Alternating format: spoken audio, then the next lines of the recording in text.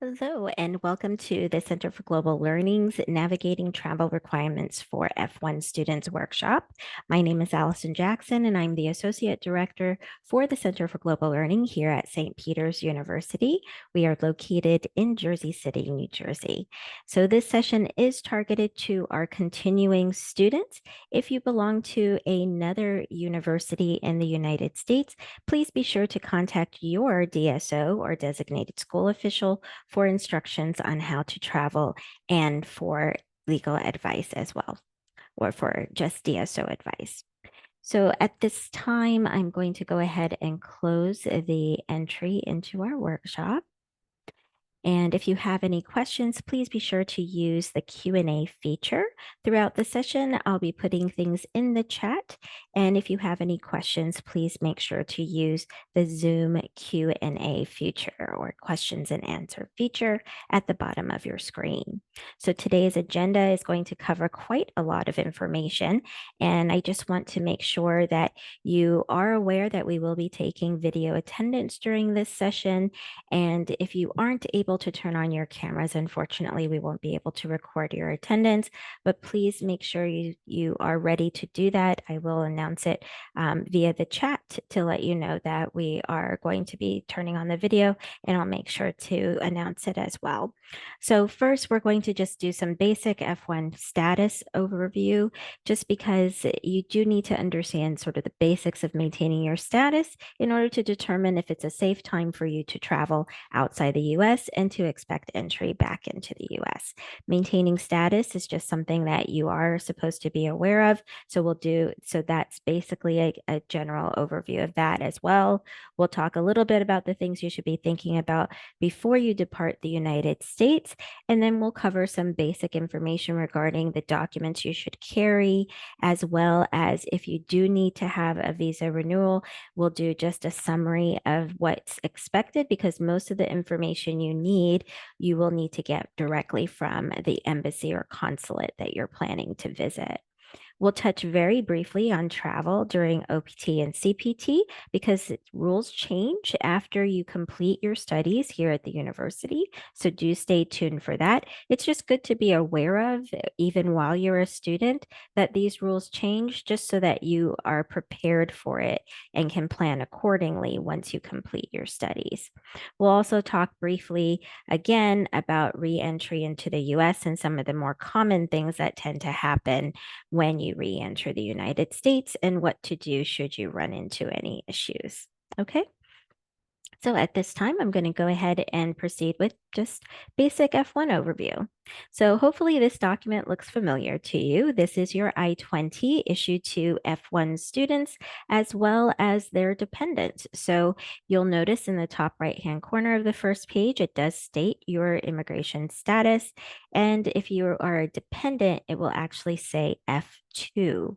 So main thing I would like you to know about as students is you should always be familiar with what your program end date is. Your program end date is the expected date that we thought you would finish all degree requirements. Now, this date may actually change because it depends on whether or not you are progressing normally in your academic program. So let's say that you decide to take more classes during a particular academic term, or you take classes during our summer recess period. You may actually have a different completion date or program end date because you've sort of accelerated your studies. Or on the other side of it, maybe you didn't do so well in a class and you have to take it over again. That may also affect your program end date. So if you know that your program end date is actually going to be a little bit earlier than expected, or that you actually need more time to complete your studies and it doesn't match what's listed on page 1 of your I-20, please let us know. This is very important because if you're not progressing normally through your program, there may be other steps that you need to take. On page 2 of your I-20, you will see an area that is actually for travel endorsements or travel signatures. That's what we'll be talking about today, about how to get one and what does it mean.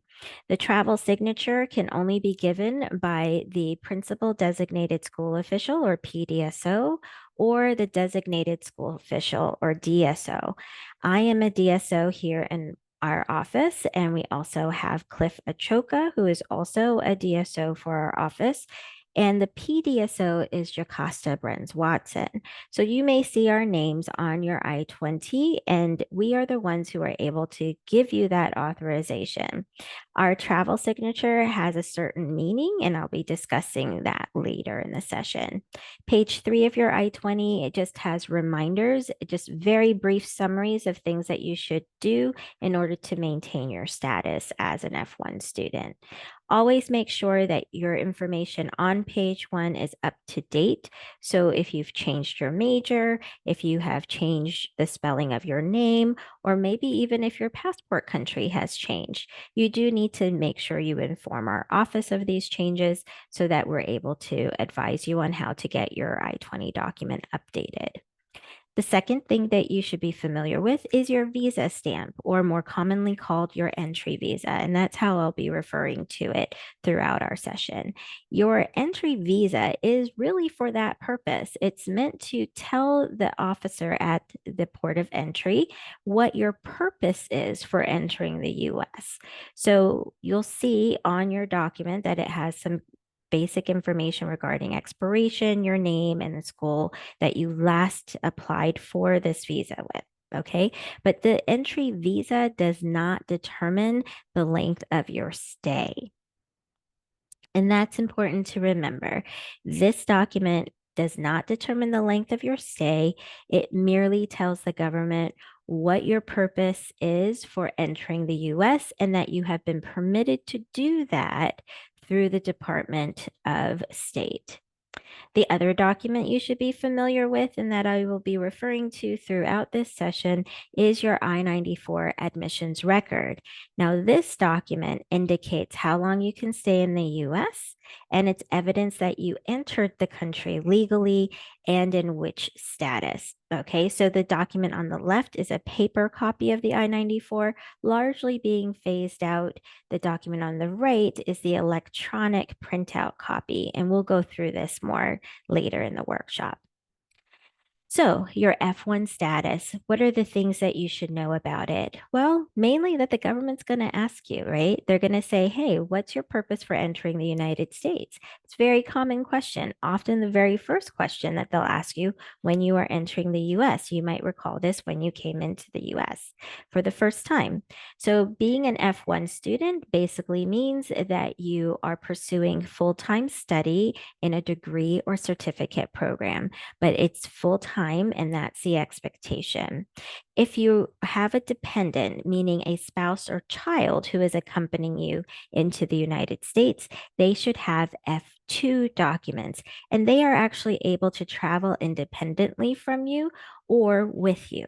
But they also need to have a travel endorsement. And because your document is connected to theirs, when you request a travel endorsement from our office, which I'll be talking about in a few moments, it will be attached to their documents as well when we give you one. An expectation of financial support is always expected because as an F-1 student, you are responsible to be able to provide documents showing that you are able to support yourself for at least 1 year into the future. It's a high expectation, but it is something that the government expects. So on the rare occasion when you're entering the United States, you may need to show proof of personal funds or family funds or scholarship information. On page 1 of your I-20, it documents how you said you were supporting yourself. So if things have changed, you can always have that updated as well. But on the rare occasion, they may ask you about this. If you are traveling into the US for the very first time with your I-20, then they may definitely ask about this because it's something that you're supposed to establish when first entering the United States. Always make sure that you have an I-20 that has been issued by St. Peter's University. Whenever you are attending a school full-time, you should always have an I-20 from that institution. So your I-20 changes as you go from institution to institution, but you should always carry your most recently issued I-20. When it comes to maintaining your status, one of the things that we look at before we are able to endorse your I-20 for reentry into the US through the travel signature is that we will check to make sure that you are registered full-time each term. Here at St. Peter's University, graduate students are in the trimester system, about 11 weeks long, but the trimesters are in the spring, fall, and winter terms. Those are the academic terms that we will look at. The summer period, we will not necessarily look for registration during that term unless it's your first semester or first trimester here in the US. So, summer is considered an official vacation period. And so, enrollment is not required during the summer. But when you are traveling, please make sure to keep this in mind because your enrollment full time is expected during the spring, fall, or winter trimesters. Now, for undergraduate students, we are on a semester-based system, and your full-time registration is expected in the spring and fall. You have a winter break that's about a month long and also a summer break. So for you, we will not be looking for registration during the winter or summer terms, but that is exclusive to our undergraduate semester-based students who are required to be enrolled during the spring and fall. Okay, so for the full-time registration for graduate students, that is considered to be 6 credits every semester. The professional hybrid program is a trimester program, and you are required to be in person for the hybrid course once a term. Okay, everyone else, just make sure you have full-time courses for each academic term. Full-time registration should occur by the add drop deadline for the academic calendar because after the add drop deadline, you may not be able to add courses and that may cause a problem, particularly if you are not taking enough in-person classes. So sometimes we come across students who have registered for all web-only distance learning classes, and that is not okay. At least one of the courses has to have an in-person requirement. So each term, the federal regulations allow students to take one online course as part of their full-time requirements. So it basically works out to be about 3 credits per term. So no more than 3 credits online that is purely distance learning with no in-person requirement, you're only allowed to do one of those and have it count towards your full-time enrollment. Okay, you can never take only online courses, even in your last semester of study. At least one of your courses, if you're a graduate student, has to be in person or hybrid. Okay, but hybrid courses essentially means that you are expected to be in person at least some of the time during that term. Now, the other thing that you should be aware of is that the government has actually a very common sense type of rule, and that there are situations where you may need a reduced course load because you don't have a full-time course load to take. So 6 credits is full-time for graduate students, and the minimum of 12 credits is expected for undergraduates. Undergraduates generally take about 15 to 16 credits in order to graduate on time, but if let's say you don't have a full course load remaining because it's your last semester, you only have one course to take and you want to finish your degree just taking that one course. The government says that you are able to do that, but you must request permission in advance. So if it's your last semester of study, you only have one course requirement left, you can ask for permission to have a reduced course load for that term, and you would simply do that through the International Student Portal or ISP. And in there, you're going to list your academic advisor and state the reason why you would like a reduced course load. The other reason why you may need a reduced course load is if you have a documented illness that's affecting your ability to succeed as a student. So let's say that you get COVID and it's really hitting you hard and you need to be less than full time because you can't keep up with your classes, you're absent from classes, or just too ill to really concentrate on your courses. If you have seen a doctor and the doctor has written a letter that states that you're unable to be full time, you would submit a copy of that letter to us. And we do have specific regulatory guidelines for this, but you would submit that letter through a reduced course load request in the International Student Portal.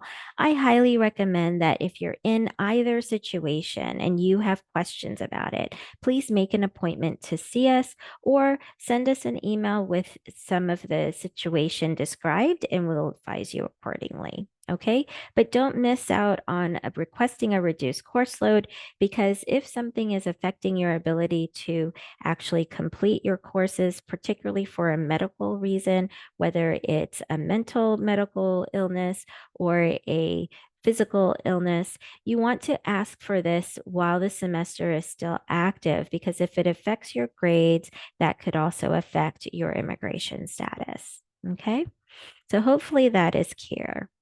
Couple other things that we'll be watching out for is that you've actually only had authorized employment. So authorized employment includes any on-campus employment, which you can go ahead and do as long as you work less than 15 hours per week, and that is specific to St. Peter's.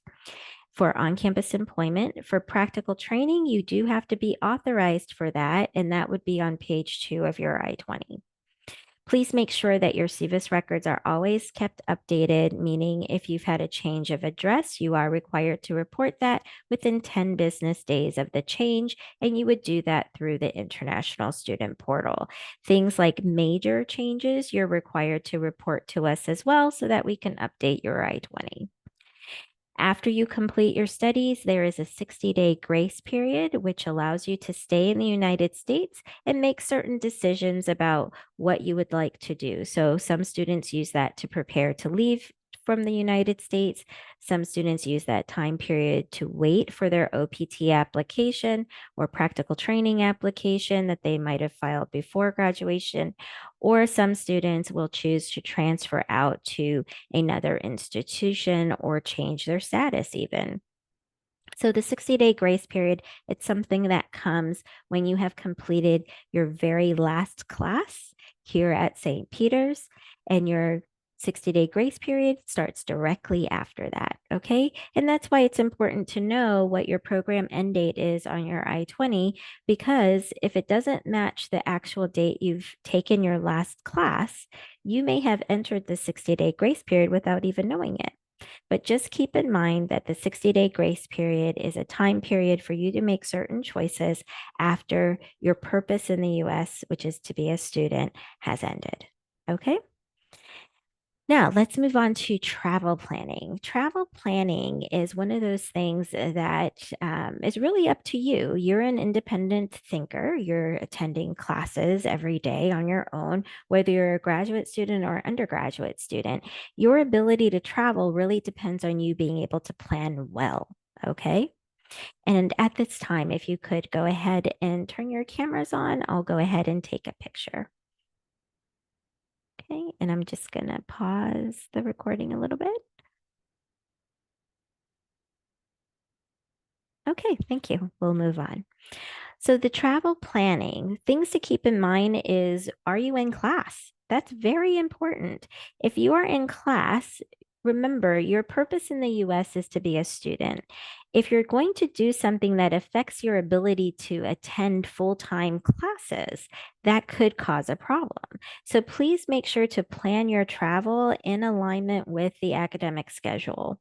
Now, you can travel and leave the US whenever you like. I always say that the government never cares when you leave, but they do care when you come back, and they do care if you're actually pursuing full-time student activities. I recommend that you try not to travel during the academic year, no more than 1 to 2 weeks, because this is generally in compliance with your school's policies regarding absences. Your professor on their syllabus may actually have specific instructions regarding class attendance. So that's something to keep in mind as well. These things are put into place to make sure that you can succeed as a student, but also the professor may have certain plans for your class that requires your participation. So please do not take this lightly. If you are planning to travel during the academic year, you certainly can, but you should do it responsibly. If you're on optional practical training or the STEM OPT extension, please make sure that you're not outside of the US for more than 5 months because you could end up terminating your F-1 status simply by being gone from the US for too long. You also have reporting responsibilities for employment, and being outside of the US for a very long time, you may actually miss some of those deadlines. So please make sure to think about it. If you have any questions regarding departure, let us know. Okay, try to communicate with our office as early as possible, particularly if you're struggling to be a full-time student or you have a situation going on that's affecting your full-time attendance. Communicate with us early. Send us an email at iss@stpeters.edu as soon as you know that something is going on. If you can, try to make an appointment with us, and we're happy to discuss your situation specifically. Appointments do fill up very quickly, as you can probably see from my Google Calendar, but we will try to get you in as quickly as possible, particularly if you have an urgent situation. Always make sure that you have a travel signature from someone in the Center for Global Learning. Again, that's either Yocasta Bruns Watson, the director, me, Allison Jackson, or Cliff Achoka, who is our study abroad coordinator. Your travel signature, and here's the good news, is that it's good for 1 year as long as you're planning to be enrolled in the next term. So if you get a travel signature with me today on July 18th or June 18th, it is good until June 17th of next year, as long as you're planning to be enrolled each term. Okay. And if you're not going to be enrolled in the next term, that is a time to stop and talk to us to see what documents you need for reentry into the US. Okay. But as long as you're expecting to enroll in the next term, the signature you get from us today will be good for at least a year into the future, or 12 months specifically. Once you're on optional practical training or the STEM OPT extension after the completion of your studies, then our signature is only good for 6 months because there are reporting responsibilities that you have during OPT. And if you haven't made them, then you may not be eligible for a travel signature renewal. Okay, big thing to remember. So I keep talking about this travel signature. What is it? How do you get it? Our endorsement on your I-20 basically states that you have been maintaining your status to the best of our knowledge. It also means that you are eligible for reentry based on that knowledge. Okay. And if you're a continuing student, it means that you're eligible for enrollment into the future. If something is keeping you from enrolling in the future because you've been suspended from class, which is rare, but it does happen. So if someone's been suspended for plagiarism and they're not able to register for the next term, we can't give them a travel signature. But if you are able to register for the next term, we are able to give you a travel signature as long as we can see you've been maintaining your status properly. Okay, so make sure that you're maintaining your status. Your next step is you're going to request a travel signature. Requesting a travel signature is really easy. You're just going to log into the International Student Portal, go to the Student Request Center area, and then look at the icons on the screen and select Travel Signature or update or I-20 update. It's all the same thing, but it's a little icon that you see in the ISP Student Request Center, okay? Expect to upload a copy of your I-94. That is going to be required. We ask for a copy of your US entry visa just because we'd like to give you more information if it's expiring. We'll send you information about how to go about a visa renewal, but the only thing that's required is your I-94 record copy, and that you're going to get directly from the US government. Okay. And to check your US or your I-94 record, you can go directly to the CBP website, which is cbp.gov/I-94. So I mentioned about your I-94 record being the evidence that proves that you have been in the US in the proper status. You'll notice on the electronic document that your classification or your purpose for being in the US is listed there. So you'll see on the screen, I've noted F-1 for the class of admission and D/S for duration of status. Duration of status essentially means that anyone who comes into the country as a student, there is no definitive end date as long as you're pursuing full-time student activities.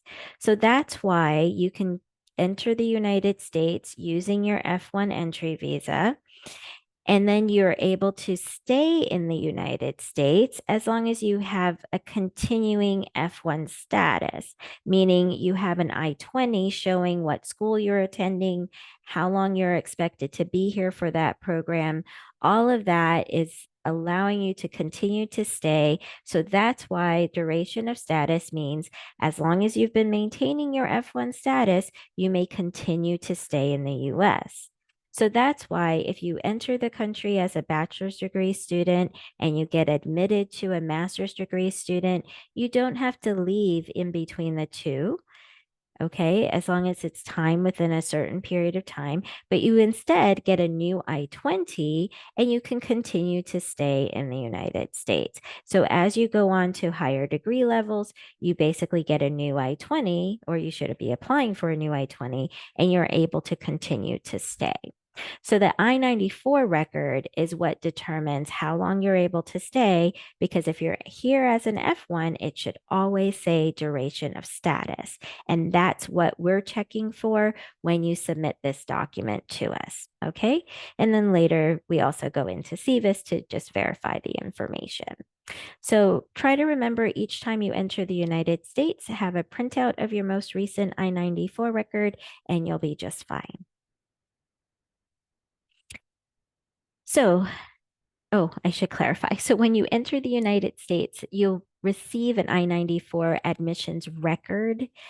I always recommend printing out your most recent I-94 record within 24 to 72 hours of entering the US and just keeping that in a safe place. If you're on post completion or OPT, try to keep a copy in your wallet. And that way, if anyone ever asks about your permission to be in the US, which would be odd, but sometimes happens, you can produce a copy of your I-94 and I-20 and it will verify that you enter the country in the proper status. So the International Student Portal is also called Teradata. Teradata is the actual software that we use. And one easy way to enter into the International Student Portal is to open a Chrome browser, log into your SPU account using your username and password for SPU. And in the upper right-hand corner of your Google Chrome account, you're going to see your Google Apps that are connected to your stpeters.edu email. In your Google Apps, scroll all the way down to the apps that start with T, and you will find Teradata. Teradata is the International Student Portal. So this is a very quick and easy way to get to it. I do recommend that when you are accessing the International Student Portal, you do want to use a desktop or a tablet, because using it on your phone, the formatting is just not the best and you have to do a lot of scrolling. So try to do it through a desktop and your life will be a lot easier and it'll make a lot more sense. Okay. If you need the actual URL, you can see it on the screen, but it is isss.stpeters.edu. And this is where all requests for I-20 updates, work permission, travel signatures, everything goes through the International Student Portal. Once you log into the International Student Portal, you're going to see the window that's on the lower right. This is where you're going to see all of your selections, okay? Now, every request that you submit through the Student Request Center, every request is going to have an instruction page, and that's that blue screen that you see behind the login page. Every request will state the requirements. It will state who you should put as your advisor if we happen to know what that is. The requirements will also state what documents we need and what kind of documents. So if we state we need financial documents, it will describe the financial amount usually, or what types of documents are acceptable. But once you're logged in, you'll go to the Student Request Center, and then you're going to see various request forms. And throughout your stay as an F1 student, we're going to have this shift and change. So when you were a student for the first time and you were entering into St. Peter's University, we basically had only maybe 3 or 4 icons for you, right? Because that's all you really had access to because you were a new student. Once you are a continuing student, you start to see icons similar to this. So this is sort of the fullest that you'll see. So one of the icons is the travel signature request. You'll click on that. You'll see the instruction sheet, and then you'll go ahead and start to fill out the form. So you'll scroll down from this instruction area, and then you're going to fill out the form with your information. Please remember to click submit. A lot of students will fill out the form, but then forget to actually submit it. So just make sure to submit it. So then that will start the process for us to actually see your request, because the ISP will actually email me and say that you submitted a request. Now, the ISP, couple of things to help you kind of know where things are going. The first section I want to point out is the ongoing requests. This is where you can see the requests that you've started or that you have submitted. So if you've started it, you will see your request name and it will say draft because you can save your draft. If it says submitted, that means it has been submitted to our office and you're now in queue for review. The other section is completed request. When you see your request move to completed request, that means it is complete and ready to be processed. Okay. Documents, that's where you can actually see the result of your completed request. So if you see that your request has moved from ongoing request to completed request, if your request required an issuance of an I-20, which a travel signature would, you would see now what that document is. So you'll see travel sig I-20 when we give you a travel signature I-20, or you'll see CPT I-20.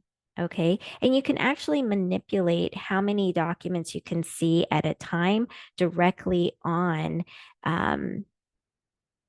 this section. So you can barely see it, I think, on the screen, but each section you can actually see how many documents how many items you're able to see. So you can shift from seeing 3 documents to seeing 10 or some such thing.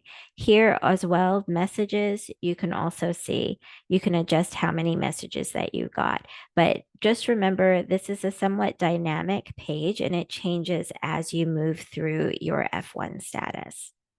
Now, documents that you need to carry, these are things to remember while you are a continuing student. So you're currently enrolled. These are the documents you should carry when you are traveling before your program completion date. So while you are still a student, you haven't finished your last class for your degree program, these are the documents we want you to make sure to carry. But first, always have a travel signature from your DSO. Remember, it's valid for 12 months into the future. And so it means you can get a travel signature at the beginning of the academic year, and it will last you throughout the academic year, even through the next summer. Okay, as long as you're an enrolled student. The document that students sometimes forget to carry with them is the I-901 SEVIS fee receipt. Now, if you've lost your SEVIS fee receipt because you paid for it when you first became an F1 student and you filed for your F1 entry visa at the consulate or embassy, you were supposed to pay the I-901 fee.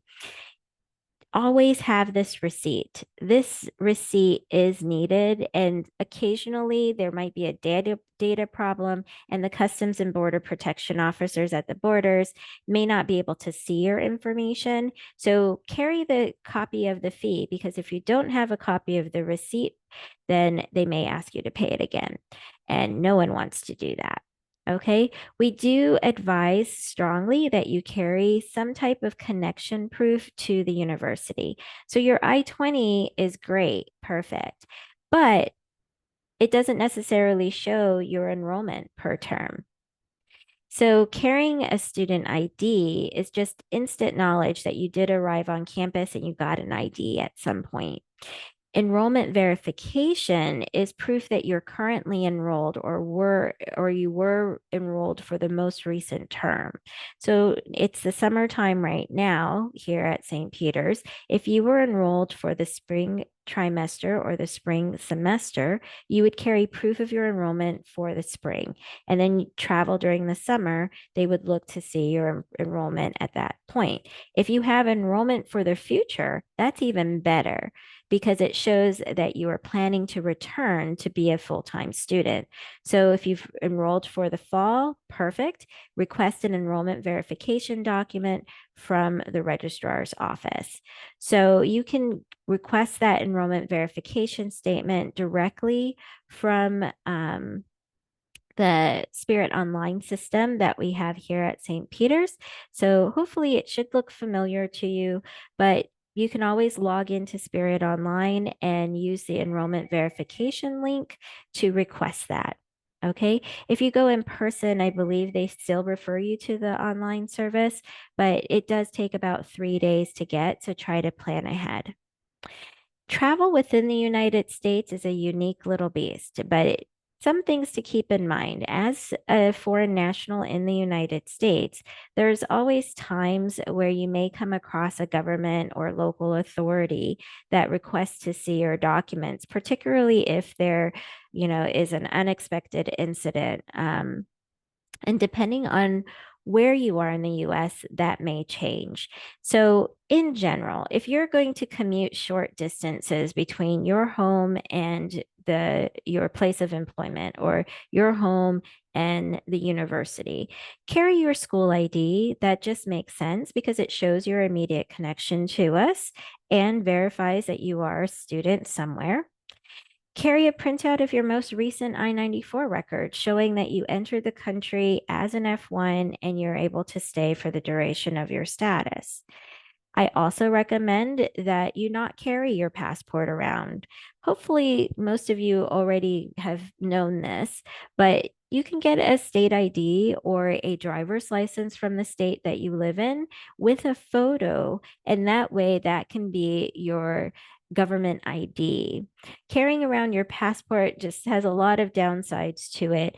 So, unless you actually need your passport because you're planning to maybe buy a cruise ticket and they need to see your passport or something like that, there's really no purpose to carrying around your passport with you on a day-to-day basis. But I would say if you're traveling somewhere that's about 2 hours away, or it is relatively easy for somebody to get to your apartment and get you your passport, these are the basic documents I would recommend for simple domestic travel locally. Now, if you're going further away, maybe to another state, I do recommend carrying the same documents as we recommend for international travel, simply because each state in the United States, their authorities may have different expectations of things. And you never know if something happens, like you get pulled over for a speeding ticket, or an incident happens and they're asking everyone for identification. Carry the same documents that you would use for travel, meaning your passport, I-901, SEVIS free receipt. Carry all of that with you. And you don't have to carry it around as you're being a tourist, but you want to keep it locked up in a safe place in case you do need to reference it. Again, about 2 hours away from your passport is a reasonable thing to expect. So if you're traveling to another state outside of this area, or if you're in the professional hybrid program, for example, you do want to make sure you carry clear evidence of your student connection, but also keep your passport in a place where it can be easily retrieved. Now, let's touch a little bit on travel during your OPT period or STEM OPT. And this is specifically regarding post completion optional practical training or the STEM OPT extension period, which follows the post completion OPT period. We recommend that you not travel until your practical training benefit has been approved. Now, we acknowledge that that's not always possible, but that is what we recommend. Okay. But if you finished your last class here at St. Peter's University, you absolutely need to make sure that you have applied or received your OPT request already. So please do not leave the United States after you finished your last class if you have not applied for your OPT benefit, because you do have to be physically present in the US. And I mentioned that grace period earlier, and it's a time of choices. So if you choose to leave during that grace period, that is the choice you have made in the government's mind. So if you haven't applied for OPT and you're actively in your grace period, then unfortunately, when you come back, I won't be able to recommend you for OPT. So just make sure that you plan ahead for that type of situation. And I do recommend applying for OPT or STEM OPT at least 90 days in advance of your graduation. Now, there's different requirements for after you complete your studies, and we'll go over that in the next slide. But also, your employment authorization document, or EAD, is something that you need when you re-enter with approved OPT. Try to make sure that you have the EAD before you plan to leave the US and apply for a visa renewal. If you don't have your EAD and you're planning to apply for a visa renewal, you will likely be denied. So make sure that you only travel to apply for a new visa when you have your employment card, and you'll need some other documents as well. Employment verification letters or job offer letters, those are also things that you'll need to carry now that you have completed your studies. So, volunteer letters while you're on your first 12 months of OPT is allowed. So, what documents do you need to have with you? Some of this will look familiar to you. You will need to have a valid I-20, a valid passport that has not expired yet, and should be valid for up to 6 months into the future. Your travel signature that you would have requested through the ISP is only valid for 6 months. You will get a travel signature when you apply for your benefit. So when you ask for your OPT recommendation I-20 or your STEM OPT recommendation I-20, we already have a travel signature on there. We will put it on at that time. But while you're on OPT, if 6 months has passed, please make sure to request a new updated travel signature. Your CVIS I-901 fee receipt is still important, so make sure that you download a copy of that. Okay? So remember, you can get that 901 CVIS fee receipt directly from the US government at fmjfee.com. When you're on STEM OPT, it is different than the post-completion OPT period because you're required to actually have a job. Okay. If you're on the optional, if you've applied for optional practical training your first 12 months, but you actually don't have the EAD yet, or you don't have the job offer letter yet, you absolutely must carry proof that you've applied. So carry your I-765 receipt when you are traveling, but you're in that waiting period for your EAD. Now, if your employment card is approved while you're away, you need someone to send you the EAD while you're away. Now, for STEM OPT, as I mentioned, it does change a little bit. But the biggest thing is that when you're on the STEM OPT, you absolutely have to have your EAD as well as a paid job or job offer letter. So, traveling during your STEM OPT extension, is similar to when you're traveling on post OPT, but the biggest difference is that you absolutely must have your EAD. We have had several reports of students from other universities being stuck outside of the country, and that can be a problem. Having a volunteer letter is no longer valid when you're on the STEM OPT because part of the requirements of STEM OPT is that you have to have a compensated position. So keep this in mind for STEM OPT. For travel outside of the US when you have an expired visa, it doesn't mean you can't travel at all. There's actually a really great benefit that you have as F-1 students. It's something called automatic visa revalidation. And this is in the email that we send you when you request a travel signature.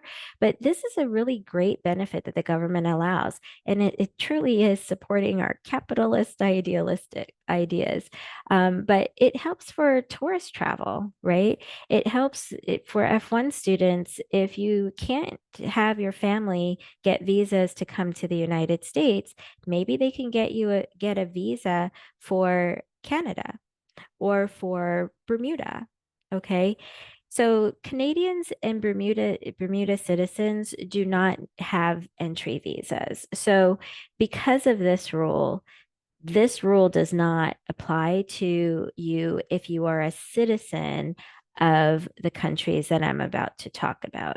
But if you're not a Canadian citizen, you're not a Mexican citizen, you're not a citizen of Bermuda or some of the other Caribbean islands that this rule covers, then this is really great. So let's say that you are a Chinese citizen and your F-1 entry visa expired, but you need to travel to Canada because that's the best side to see the Niagara Falls. You can see all of Niagara Falls from the Canadian side. So you just want to go to that side. So you still might need the visa to enter Canada, in which case you'd work with the Canadian government for that. But in terms of your F-1 status and your ability to re-enter the country as an F-1, you need to have an I-20 that's been signed by your DSO or PDSO, right? Within 1 year, if you're a current student, or if you're on OPT or STEM OPT within the last 6 months.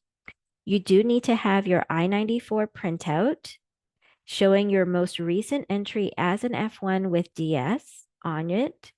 You do need to have an unexpired passport, and it must be valid for at least 6 months into the future. If you have an expired F-1 entry visa in that passport or in a replacement passport, just make sure to have these 4 documents and you will be able to re-enter the US even though your F-1 visa has expired. Now, if you're on post OPT or the STEM OPT, remember you have to have the additional documents with your EAD. But essentially, if your entry visa has expired and you travel for less than 30 days to Canada, Mexico, Bermuda, and certain adjacent Caribbean islands, you are able to leave and re-enter. Now, obviously, this can be very nerve-wracking for students, and that's completely understandable.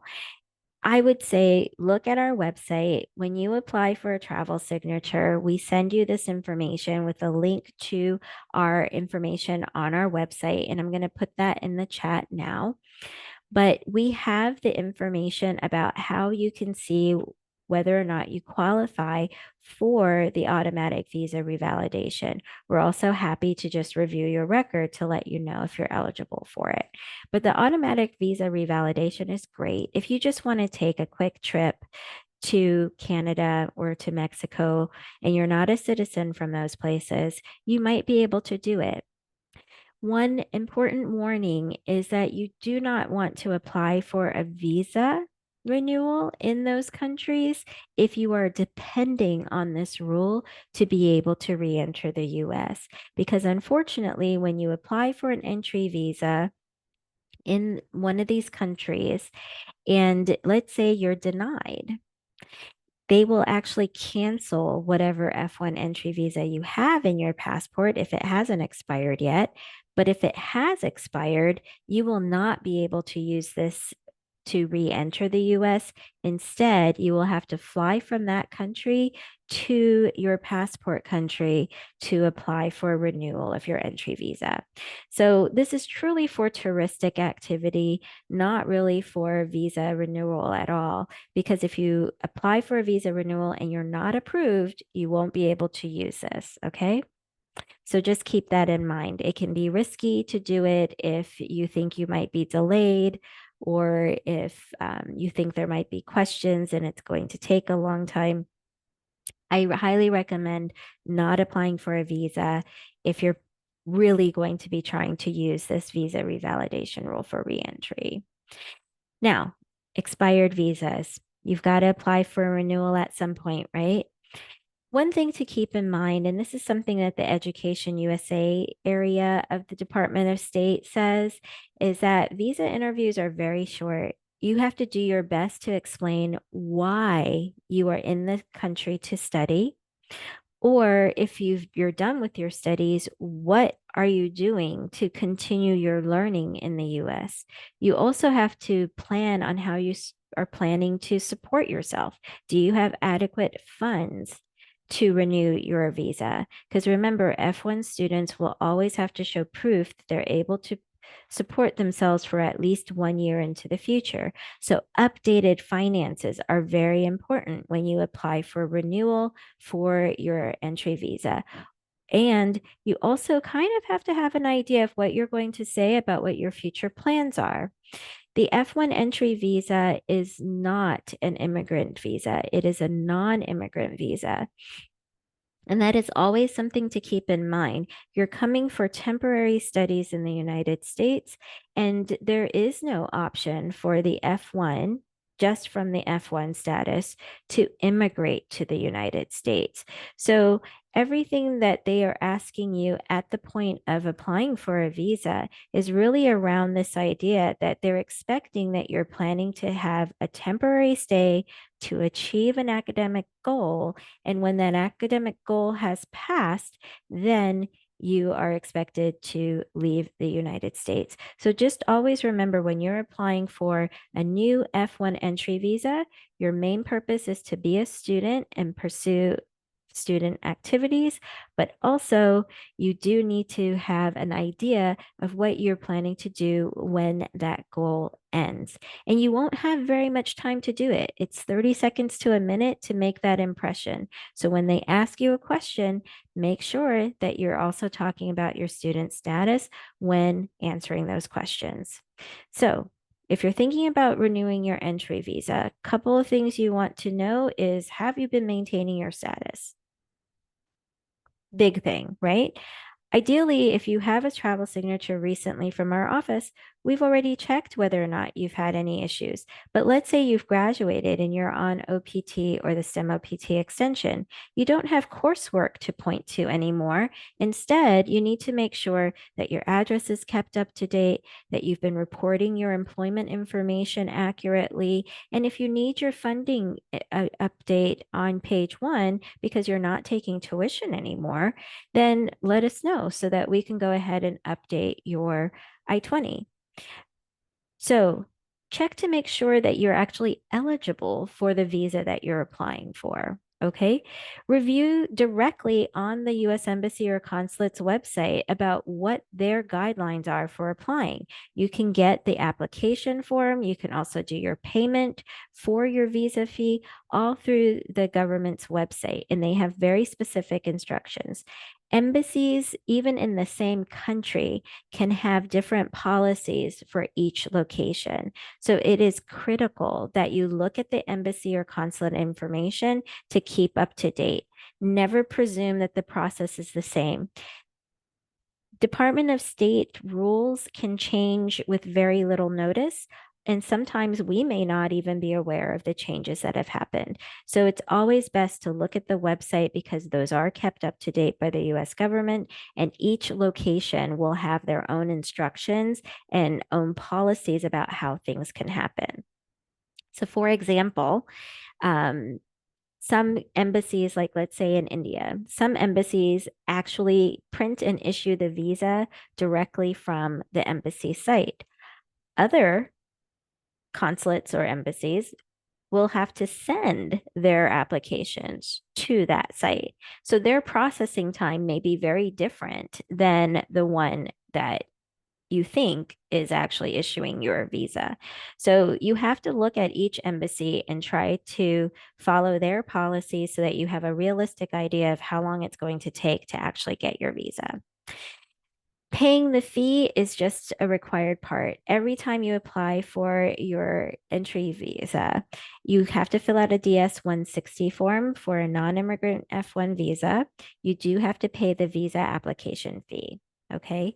The other thing is try to plan in advance. F1 students are now able to schedule their visa appointments 1 year in advance, literally 365 days in advance. You can schedule a visa appointment.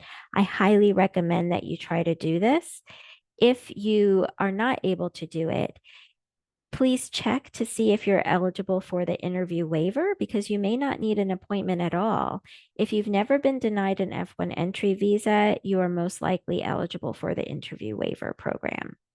Start gathering all of your required documentation at least 6 months before your visa interview or visa drop-off time.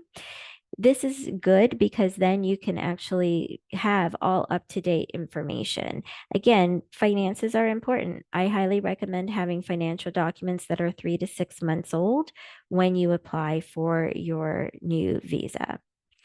If you do need to attend a visa interview, please make sure that you're on time. If you set the visa appointment and your travel dates are coming up soon, or you have a medical reason to travel, you can actually make a request to have an expedited visa appointment, but those are also all individual to each embassy or consulate. Okay. So we're coming to the close of the end of this presentation, but let me just point out the visa stamp again or the entry visa again. Please check your entry visa when you get it. It should say F1 on it. Sometimes they make a mistake. They're human too, but check to make sure that it does say your classification, which is F1. Always check for any name mistakes. Correct your name errors before leaving the country because when you enter the country, it could cause a data discrepancy and delay your entry or possibly even delay future work benefits as well. So make sure you're checking just the basics on your document, whether it's the sex that you've been legally listed for, check that as well. The other thing you should check is when does your document actually expire? So when you're leaving the United States, you should know what your expiration date is. But when you get your new visa, also check that the date is in the future. You will be able to see whether or not you've been authorized for a single entry, a limited number of entries, or for multiple entries. The M that you see on this example stands for multiple entries. Okay, but check out those 3 things, make sure they're correct, and you shouldn't have any issues when you're re-entering the US. Now, you may see that I kind of doctored this copy to show St. Peter's University, but a lot of students may have entry visas that were issued by a different school because they started at another school before they came to St. Peter's University. That is completely fine because remember, your stay in the US is for the duration of you maintaining your F1 status. So your entry visa may have been issued for one school, but as long as you're still pursuing F1 status, you are fulfilling what this visa was issued for, which is for F1 status. So it doesn't matter what the school name is on this entry visa. That's going to matter when you show your I-20 because your I-20 shows what school you are currently part of and has your endorsement from your designated school official. Okay, hopefully that is all clear. All right, so when re-entering the US, couple of things to keep in mind. I kind of alluded to it earlier in the session. When you re-enter the United States, you are going to meet a Customs and Border Protection Officer, or CBP. Now, the interesting thing is that the US government has agreements with certain countries around the world, and you may actually go through this process before you even enter the United States. So this happens in Canada quite often. You'll actually be reviewed by a Customs and Border Protection person before you even enter the United States. Why? It helps facilitate things to move things along a little quickly, but also if it's a frequent site where people enter the US, they try to do those checks in advance so that you actually don't have to, board the plane or cross the border without the proper documents. They can catch it earlier. But in general, most of the time, this process will happen in the United States when you deboard from a plane, for example. There, you're going to approach the customs area, and then you're going to state your purpose as being a student. If you're on STEM OPT or the post completion OPT period, you're still going to say that you're a student, but that you're a student pursuing practical training. Because if you've attended that workshop, you know that practical training is experiential learning. It's just a part of your learning that's not necessarily attached to enrollment anymore. They're going to do a quick document check to make sure that you have all of the necessary documents that I discussed earlier. And then at that time, when you're entering the country, that is when your I-94 record is generated electronically. And I highly recommend that you check to make sure it says F1 DS within 24 to 72 hours of your entry. So within 1 to 2 days of your entry into the US, log in to cbp.gov/I-94, log in, make sure your information's correct. If it's not correct, there is a very easy way to correct it, and that's simply by calling them. And we're happy to share that information with you. But check, make sure that your I-94 information is correct. If you have dependents who travel, check to make sure that they've been correctly entered into the system as well. As an F1 student or F2 dependent, you never want to enter the country as a tourist because that can disrupt your benefits. So a couple of things to remember is always, always, always, you probably know better than I because you've probably traveled more than I have, but keep your important documents in a safe place. Your documents are hard to replace. If you applied for a visa, you already know this, right? It was the anxiety of applying, waiting for the document, paying for everything. It's hard to replace these things. So keep copies of things. We ask for a copy of your entry visa and passport because we can keep it on store in our records and it helps us answer your questions. But also, should something happen to you while you're traveling, we can provide you with a copy of it. But you can do this for yourself as well. Keep a really legible, good copy of your documents, your passport biography page, your entry visa, your I-94 record. Keep it in a Google folder. Keep it somewhere where it's accessible to you so that if you do need to apply for a replacement, you have a ready copy ready to go. Okay.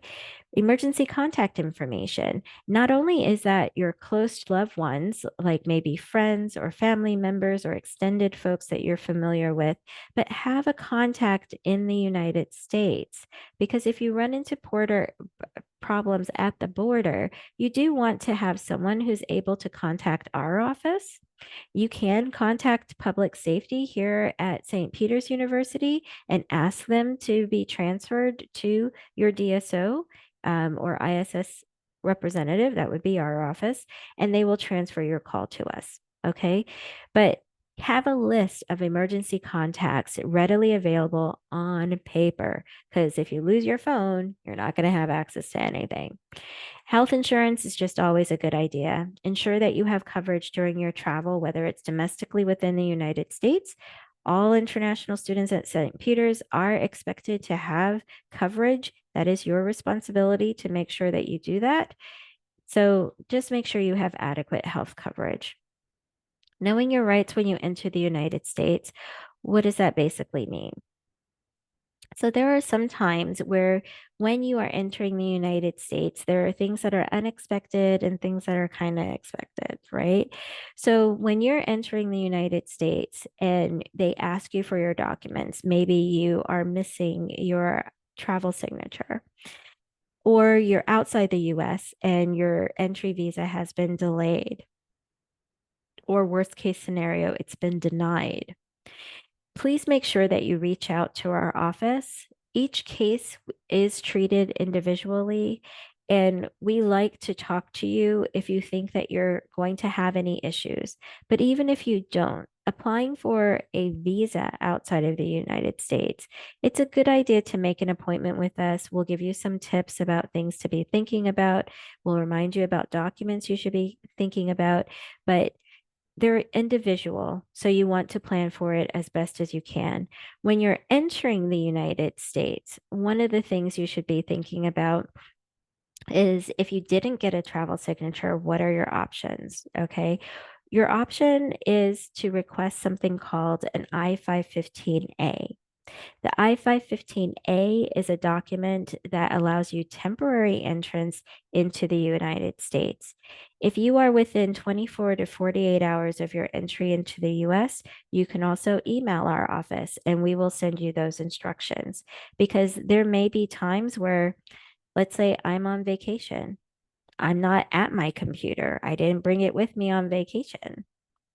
I can't give you a travel signature. I can't give you a travel signature if I'm outside of the United States. It's only something I can do while I'm in the United States. So I may send you instructions about the I-515A because I can't help you. Okay. But that's why this workshop is important, because you should know that the I-515A is something you can request very nicely from the officer when you're entering the country, and they have the discretion to decide if you've provided enough evidence, maybe proof of enrollment or your EAD and job offer letter. If you've shown them some indication that you really are an F-1 student, it's just you don't have all the technical things needed, they may give you temporary entrance for 30 days. Okay.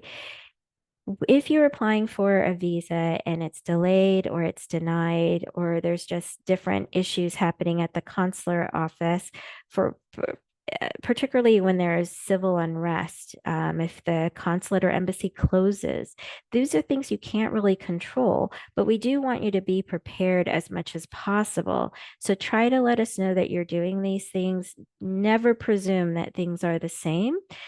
Let us know. We'll try to give you a head warning if we can. Okay. All right. So resources and support through our office. The most common resource, the best resource, is going directly to the embassy or consulate's website. So you can do that using the URL that you see online. If you are confused about what they're asking for, you can certainly let us know at that time as well.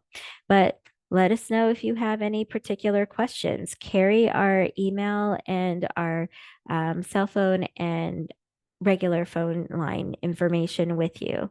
If you call my cell phone, you can leave a message and I will check the messages to see if there's something I can assist you with. Um, yeah, some of these things can be time sensitive, but there are usually options for you if you're stuck outside the US and need to come back. So, a couple of things to remember. Updating your US address in Spirit Online is something a lot of people tend to forget, but remember, reporting your address updates in Spirit Online or directly in the International Student Portal is actually a requirement for the US government. You have 10 days to do that with any changes.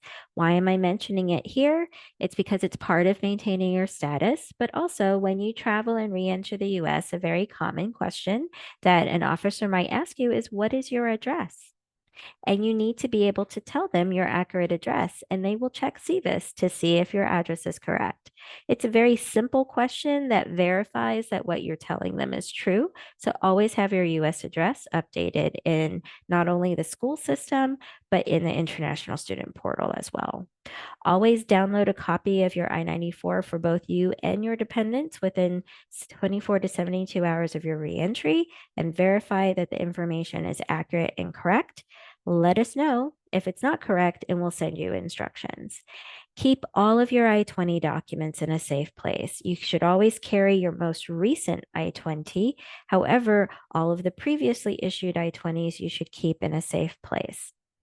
Please make sure to register full-time each academic term so that there's no delays in us giving you a new updated travel signature, but also it is entirely the purpose of maintaining your status here is that you're expected to be a full-time attending student each term.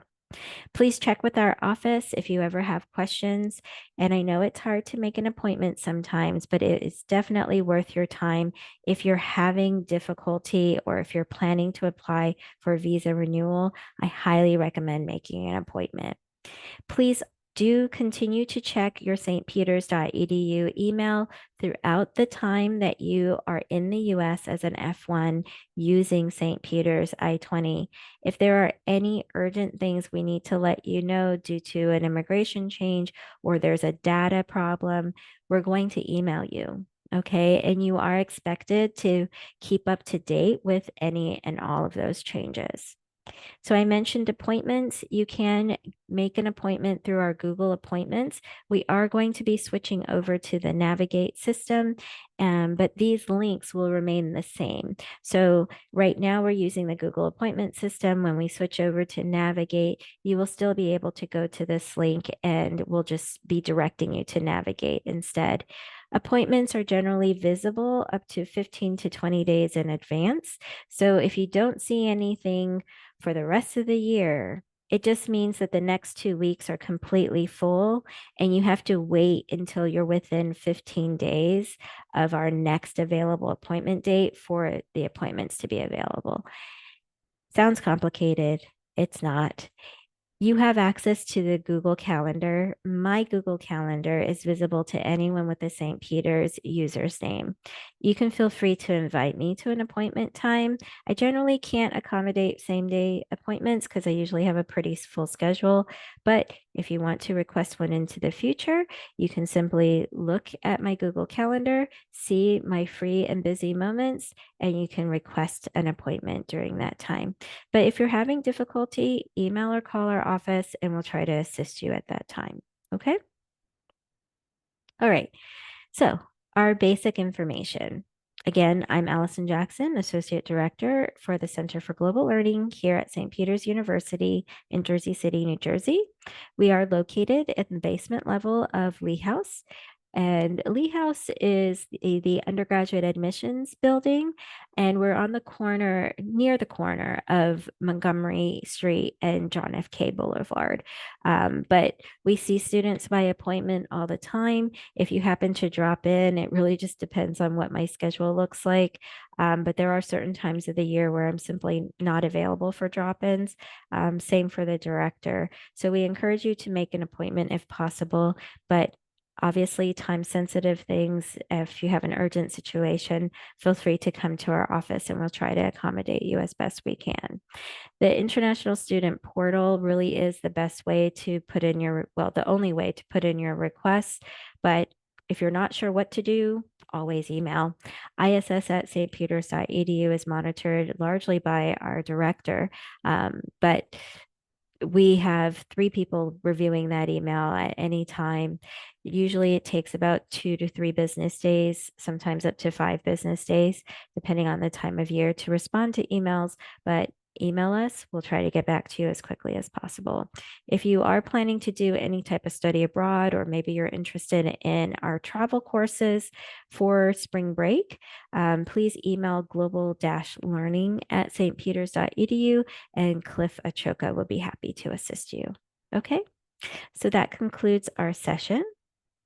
And those of you who've been asking questions through the Q&A, you've been receiving responses throughout this session. But if there's anything that's extremely personal, or we recommend that you make an appointment, we've already told you that. But please make sure that you have a general idea about when you want to travel. And if you have any questions, or if you think that your travel plans are going to impact your full-time attendance, please get in touch with us. Okay? So thanks very much for your time. And I appreciate that you were here and that you were able to attend. And hopefully this session has been helpful to you. So thanks very much. Have a great day.